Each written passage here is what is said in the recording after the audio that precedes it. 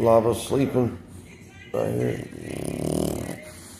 That was him. But no, it was in Lava. I wish I could have better, but he's laying up there sleeping at my house right now. Getting ready to go back to Tuesday morning.